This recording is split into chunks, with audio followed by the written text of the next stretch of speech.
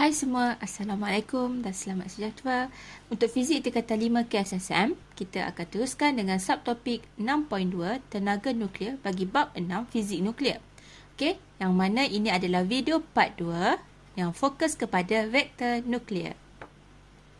Okey, untuk video kali ini kita akan fokus kepada 6.2.4 memerihal penjanaan tenaga elektrik dalam vektor nuklear dan 6.2.5 mewajarkan penggunaan tenaga nuklear sebagai tenaga alternatif untuk menjana tenaga elektrik.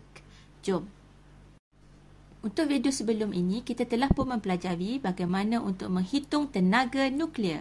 Okey, seperti mana menggunakan formula Albert Einstein iaitu E sama dengan mc kuasa 2. Jadi, formula ini digunakan untuk menghitung tenaga nuklear bagi pembelahan nuklear dan juga perlakuan nuklear. Okey, di dalam reaktor nuklear, tindak balas berrantai sentiasa berterusan berlaku. Ini melibatkan tindak balas pembelahan nukleus uranium 235 yang telah pun kita pelajari dalam video sebelum ini, yang mana setiap pembelahan satu nukleus uranium 235 akan menghasilkan 2 nukleus anak dan 3 neutron serta tenaga nuklear yang besar. Jadi permulaannya ialah 1 neutron akan menghentam satu nukleus uranium 235 yang tidak stabil.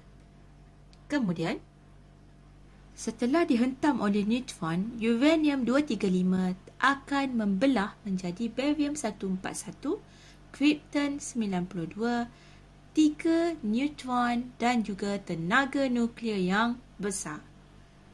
Setiap satu neutron yang terhasil daripada 3 neutron tadi akan menghentam 3 lagi nukleus uranium 235 yang mana akan mengulangi proses pembelahan nukleus bagi 3 nukleus uranium 235 dan seterusnya pembelahan berlaku dan menghasilkan barium, krypton dan 3 lagi neutron yang mana akan terus menghentam 3 lagi nukleus uranium yang lain. Proses ini berterusan dan menghasilkan tenaga nuklear yang berganda-ganda. Dan inilah disebabkan kita memanggilnya sebagai tindakan berantai kerana ianya berterusan. Okey, baik. Sekarang cikgu nak share dengan anda semua beberapa contoh stesen jana kuasa bagi tenaga nuklear yang ada di bumi ini, di beberapa buah negara. Okey, contoh yang pertama adalah stesen kuasa nuklear di US. Yang kedua, stesen kuasa nuklear di Gujarat, India. Seterusnya, stesen kuasa nuklear di Fukushima, Jepun. Dan ini pula adalah stesen kuasa nuklear di Europe. Dan ada lagi beberapa stesen-stesen kuasa di negara-negara lain termasuklah di Asia. Okey, anda boleh Google melihat contoh-contoh stesen kuasa nuklear yang lain. Okey, sekarang mari kita lihat apakah yang ada di dalam sesebuah stesen jana kuasa nuklear. Okey, cikgu akan mulakan dengan penerangan dalam reaktor nuklear. Berdasarkan gambar rajah ini, kita dapat lihat ya, di dalam sesebuah reaktor nuklear terdapat uranium yang ditempatkan di dalam reaktor nuklear ini ya, uranium 235. Okey, jadi seperti mana yang kita tahu, uranium 235 ini akan melakukan proses pembelahan nukleus yang mana dia akan berterusan, yang setiap neutron yang terhasil itu akan terus menghentam nukleus uranium yang lain sehinggalah berlaku tindak balas berantai. Tindak balas berantai ini menghasilkan tenaga nuklear yang sangat banyak jika ianya berterusan dan jika ia tidak dikawal. Jadi di dalam reaktor nuklear yang sama, kita letakkan rod pengawal dan juga moderator yang mana ia dapat membantu supaya tenaga nuklear yang dihasilkan tidak melebihi ataupun terlalu banyak sehingga boleh menyebabkan letupan. Kerana tenaga nuklear yang terhasil daripada proses pembelahan nukleus ataupun tindak balas berantai ini akan menghasilkan tenaga haba. Okey, tenaga haba ini kemudiannya akan disalurkan. Anda boleh lihat pada gambar wajah ya, ada saluran yang berwarna merah. Yang berwarna merah itu bermaksud panas ya. Okey, terjadi tenaga haba yang tinggi pada saluran merah itu akan memanaskan air yang berada dalam penjana steam. Jadi haba itu disalurkan. Okey, jadi air di dalam penjana steam akan dipanaskan sehingga mendidih dan menghasilkan steam. Okey, proses pendidihan kan daripada air menjadi steam. Jadi steam itu pula dengan tekanan yang tinggi, dengan suhu yang tinggi dapat memutarkan turbin. Okey, jadi dengan putaran turbin itu, okey, seterusnya turbin yang telah berputar tadi akan dapat memutarkan magnet yang berada dalam penjana elektrik. Hasil putaran magnet yang dapat memotong medan magnet, maka tenaga elektrik pun terhasil sebelum dipindahkan ke transformer injak naik. Okay, dan seterusnya akan dihantar ke stesen grid nasional, sistem grid nasional. Okey, seterusnya mari kita lihat pula apakah yang akan berlaku kepada steam. Okey, baik. Seterusnya, apakah yang akan berlaku kepada steam tadi apabila berjaya memutarkan turbin? Okey, steam tadi akan seterusnya mengalir ke tangki kondenser. Di tangki ini, proses kondensasi berlaku di mana steam iaitu gas akan berubah menjadi air apabila disejukkan. Jadi, untuk menyejukkan steam ini, untuk berubah menjadi air ya, jadi air sejuk perlu dialirkan, dibekalkan ke dalam tangki kondenser ini. Air sejuk itu kita akan alirkan daripada sumber-sumber air, iaitu contohnya daripada tasik ataupun daripada laut yang berdekatan dengan stesen janakuasa nuklear. Disebabkan itu, stesen janakuasa nuklear perlu dibina berhampiran dengan sumber air.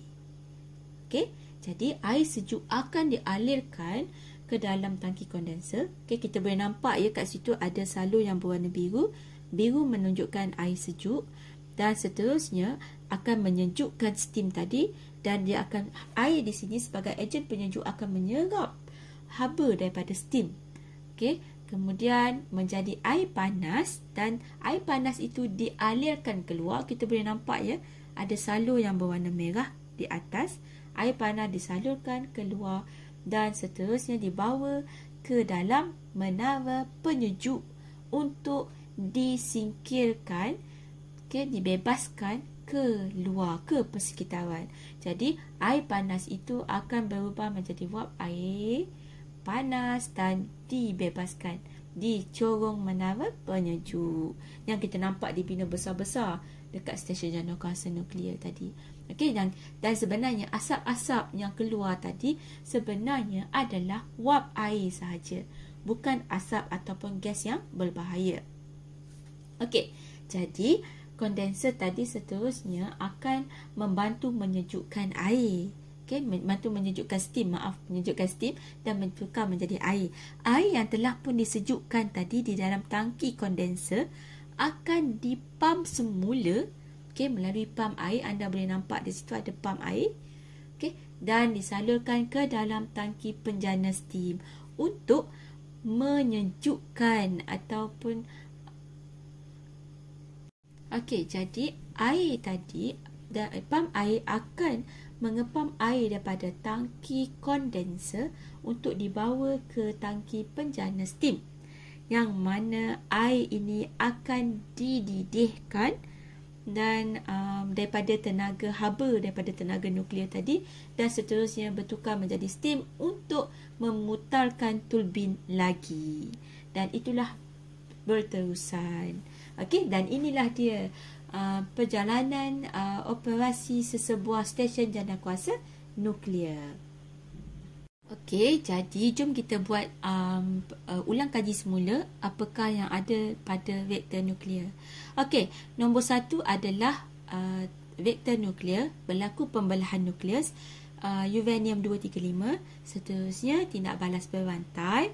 Okey, kerana 3 neutron yang terhasil itu akan terus menghentam nukleus-nukleus. Okey, sekarang mari kita membuat ulang kaji tentang operasi struktur vektor nuklear. Okey, kita mulakan dengan nombor 1 di dalam vektor nuklear. Okey, terdapat berlaku tindak balas pembelahan nukleus uranium-235.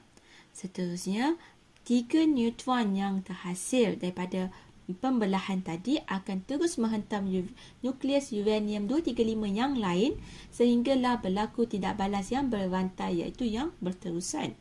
Okey, jadi tenaga nuklear yang terhasil adalah sangat besar, berganda-ganda. Dan tenaga nuklear tadi telah pun berubah menjadi tenaga haba.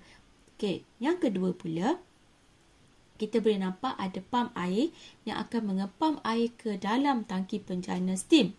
Air ini dipam untuk menyerap tenaga haba yang disalurkan di dalam penjana tersebut daripada proses pembelahan nukleus ataupun tindak balas berrantai tadi.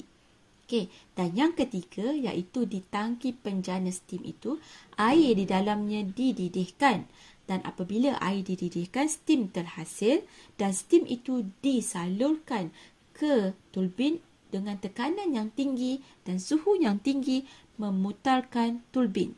Yang keempat pula iaitu di turbin, turbin itu diputarkan seperti mana cikgu cakap tadi dengan steam yang tekanan tinggi, maka magnet juga dapat berputar. Okey, jadi seterusnya steam tadi yang ada di turbin akan terkondensasi menjadi air melalui kondenser, iaitu air sejuk masuk daripada sumber air dan air panas kondenser tersebut, iaitu daripada haba steam tadi disalurkan ke menara penyejuk dan seterusnya dikeluarkan sebagai wap air.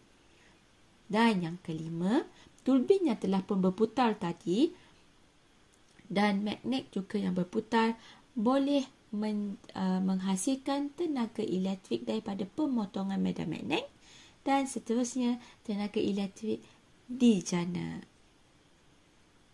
Okey, apakah yang ada di dalam vektor nuklear? Okey, dan ini cikgu sharekan salah satu gambar daripada dalam vektor nuklear. Okey, yang kita nampak dipenuhi oleh air. Okey. Seperti mana yang kita ketahui, tindak balas berrantai ini akan menyebabkan kemungkinan tenaga nuklear yang sangat-sangat besar terhasil, yang mana apabila tidak terkawal ianya akan menghasilkan letupan, okey, dan ianya akan membahayakan masyarakat yang berada berhampiran dengan vektor nuklear pada radius yang tertentu beberapa kilometer.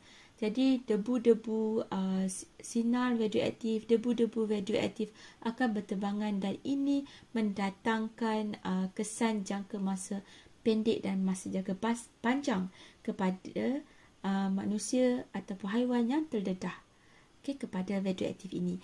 Jadi untuk mengelakkan isu ini, maka vektor nuklear perlu mementingkan keselamatan. Jadi terdapat dua kaedah yang diperlukan bagi sesebuah vektor nuklear. Okay, bagi memastikan supaya dapat mengurangkan risiko ini daripada segi kemalangan ataupun mungkin juga bencana alam. Okay, yang pertama adalah daripada segi kawal kadar tindak balas berrantai tadi. Okay, sebab kalau boleh kita hendak memastikan tindak balas berrantai ini dapat dikawal supaya tidak terlalu laju berlaku. Okay, jadi kaedah kawalan ini dikawal oleh dua bahan, iaitu rod pengawal dan juga moderator. Kedua-dua ini berada di dalam vektor nuklear. Okey, sementara daripada ciri-ciri keselamatan pula yang boleh dibuat daripada segi pembinaan vektor nuklear, iaitu dengan membina dinding konkrit yang tebal. Seperti mana yang kita ketahui, sinar alfa, sinar beta tidak dapat tidak mempunyai kuasa penembusan yang tinggi seperti mana sinar gamma. Sementara sinar gamma yang tinggi ini hanya boleh dihalang ataupun tidak dapat ditembusi dengan plumbum dan juga dinding konkrit yang tebal. Okey, jadi ianya sinar gamma ini akan boleh dihalang dengan dua benda, iaitu plumbum dan juga dinding konkrit yang tebal. Jadi dinding konkrit yang tebal adalah paling sesuai diaplikasikan dalam pembinaan sesebuah reaktor nuklear. Okey, satu lagi adalah dengan kehadiran air yang mana dapat membantu dalam proses mengurangkan ataupun mengawal tindak balas ini atau tenaga nuklear yang berlebihan. Okey, sekarang mari kita lihat dengan lebih jelas. Okey, cikgu besarkan gambar di dalam sesebuah reaktor nuklear. Okey, di dalam sebuah reaktor nuklear kita ketahui ada uranium, okey, dalam bentuk rod, iaitu uranium 235. Dalam gambar baca ini, rod uranium adalah yang berwarna merah. Okey, dan proses tindak balas berantai itu berlaku di sinilah. Okey, kemudian rod uranium ini akan dikelilingi oleh moderator, dan biasanya moderator yang digunakan adalah grafit, iaitu sejenis karbon atau juga air. Okey, seterusnya di antara rod uranium ini akan disusun dengan rod pengawal, okey, di celah-celah uranium ini, iaitu yang biasa digunakan ialah boron ataupun cadmium. Okey, seterusnya kita boleh lihat di sini, ya, air yang sejuk akan masuk, iaitu daripada kondenser, okey, dan mengalir masuk ke dalam tangki penjana steam, yang mana di dalam tu terdiri daripada air, iaitu sebagai ejen penyejuk yang mana akan menyerap tenaga haba daripada tenaga nuklear yang terhasil. So perubahan tenaga di sini adalah daripada tenaga nuklear berubah menjadi tenaga haba. Okey, jadi tenaga haba inilah yang akan mendidihkan air di dalam tangki penjana steam ini, seterusnya menjadi steam dan disalurkan ke turbin. Okey, untuk memutarkan turbin. Manakala di dalam salur air tadi, air yang sejuk itu daripada kondenser tadi akan menjadi panas dan seterusnya akan disalurkan keluar. Okey, kita boleh nampak jelas dekat sini aliran air. Okey, air daripada penjana steam juga akan masuk ke dalam tangki nuklear, kemudian dikeluarkan, okey, dengan panas. Okey, kemudian berlaku proses pendidihan, bercampur dan seterusnya menambahkan lagi proses pendidihan, kadar pendidihan itu supaya lebih cepat dan steam itu lebih banyak terhasil dengan lebih cepat. Okey. Okey, di sini cikgu akan terangkan dengan lebih detail bagi setiap fungsi-fungsi yang ada di dalam sesebuah reaktor nuklear. Yang pertama adalah rod pengawal yang disusun di antara rod-rod uranium. Okey, rod pengawal ini nama pengawal, jadi untuk kawal kadar tindak balas. Mudah untuk anda ingat, ya. Pengawal, jadi tugas utama mengawal kadar tindak balas supaya tidak terlalu melebihi yang sepatutnya. Okey, jadi kaedah untuk mengawal adalah dia akan serap, iaitu absorb neutron yang berlebihan, kerana kita tahu setiap kali proses pembelahan nukleus berlaku, 3 neutron terhasil. Okey, jadi setiap 3 ni mungkin akan boleh diserap oleh rod pengawal ini dan dapatlah mengurangkan kadar tindak balas tadi. Okey, mengawal dengan mengurangkan kadar tindak balas. Okey, yang seterusnya adalah rod uranium yang kita tahu adalah sebagai bahan api di dalam sesebuah reaktor nuklear, nadi bagi reaktor nuklear. Okey, yang mana berlaku tindak balas pembelahan nukleus yang menyebabkan tindak balas berantai. Okey, seterusnya di antara uranium juga terdapat moderator. Okey, uranium itu diletakkan di dalam moderator lah. Okey, yang mana moderator ini adalah untuk memperlahankan neutron yang kita tahu laju. Okey, yang mana dia juga akan menyerap neutron berlebihan. Okey, jadi Sementara moderator pula berfungsi untuk memperlahankan neutron yang bergerak dengan laju. Jadi apabila dapat memperlahankan pergerakan neutron ini, maka kadar tindak balas juga dapat dikurangkan. Dan satu lagi ciri-ciri keselamatan yang penting ialah dinding konkrit yang tebal untuk menghalang sinar radioaktif yang berbahaya daripada terkeluar ataupun terpancar ke persekitaran dan membahayakan. Jadi, cikgu harap anda semua sudah dapat memahami apakah yang ada di dalam sesebuah reaktor nuklear dan juga bagaimana stesen janakuasa nuklear itu beroperasi. Okey, jadi persoalannya, adakah tenaga nuklear ini adalah baik, berfaedah, bermanfaat ataupun menyebabkan bahaya atau merisikokan manusia, hidupan dan juga planet kita. Di sini mari kita buat sedikit perbincangan. Daripada segi faedah, advantage tenaga nuklear ini, kita pun sedia maklum bahawa tenaga yang dihasilkan adalah sangat besar. Memandangkan populasi manusia yang sudah semakin ramai dan juga penggunaan dalam perindustrian dan juga sektor-sektor lain yang menyebabkan permintaan tenaga yang sangat meningkat, maka tenaga nuklear ini sebenarnya amat diperlukan. Kenapa? Kerana tenaga elektrik yang dijanakan adalah besar, jadi dapat menampung permintaan yang besar. Selain daripada itu, sebenarnya tenaga nuklear ini dapat adalah daripada segi operasi dapat menjimatkan kos. Dan dia tidak mahal kerana tenaga walaupun sekejap dalam masa yang singkat dengan sedikit saja bahan api dapat menghasilkan tenaga yang besar. Jadi dapat menjimatkan kos di sini. Seterusnya, tenaga nuklear juga sebenarnya tidak menyumbang kepada sebarang pembebasan karbon dioksida ke udara, yang mana pembebasan karbon dioksida ini, seperti mana yang kita tahu, akan menyebabkan kesan rumah hijau dan juga pemanasan global yang menyebabkan suhu bumi kita meningkat. Ianya adalah berbeza jika kita bandingkan dengan pembakaran bahan api fosil ataupun penjanaan tenaga elektrik daripada arang batu, daripada diesel, petrol dan juga daripada biojisim. Biojisim, iaitu gas metana apa semua kan. Jadi pembakaran bahan api fosil biasanya akan membebaskan gas karbon yang banyak ke atmosfer bumi. Ini berbeza dengan tenaga nuklear yang mana hanya membebaskan wap air sahaja melalui corong menara. Yang kita dah belajar sebentar tadi, iaitu menara penyejuk kan. Dan seterusnya, yang keempat, pencemaran udara juga adalah rendah kerana tidak ada asap yang dibebaskan, hanya titisan-titisan halus wap air sahaja yang kelihatan seperti asap, tetapi sebenarnya adalah wap air.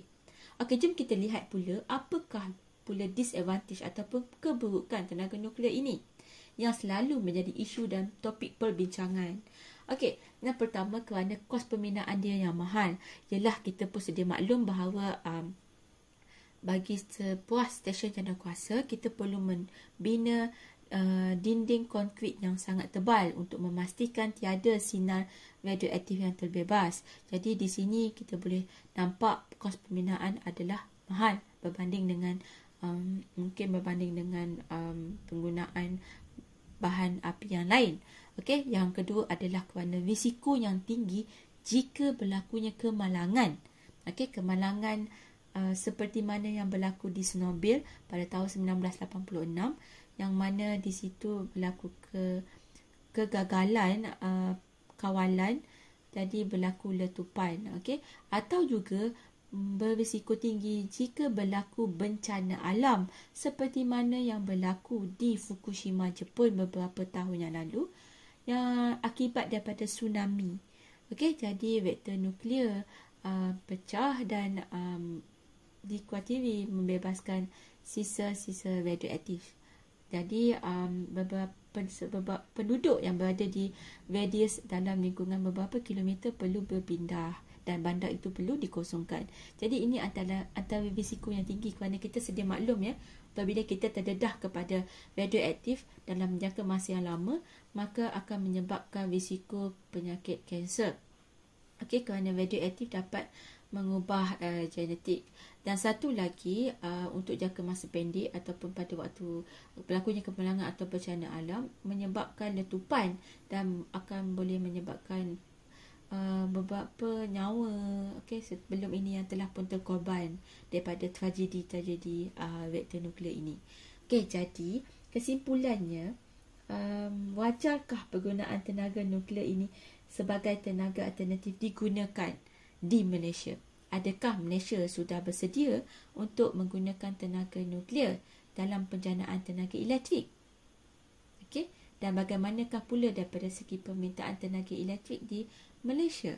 Jadi ini kita perlu fikir daripada beberapa sudut lain. Dan di sini juga cikgu nak sharekan beberapa gambar daripada tragedi-tragedi yang melibatkan reaktor nuklear. Ini adalah pemandangan reaktor nuklear di Chernobyl, yang telah pun mengalami kemalangan akibat letupan reaktor nuklear beberapa puluh tahun yang lalu, iaitu melebihi 30 tahun. Sementara ini pula adalah reaktor nuklear di Fukushima, Jepun, yang mengalami bencana alam akibat tsunami. Itu sahaja perkongsian daripada cikgu untuk 6.2, iaitu tenaga nuklear part 2 yang fokus kepada reaktor nuklear. Semoga bermanfaat. Jangan lupa like dan subscribe video ini. Bye.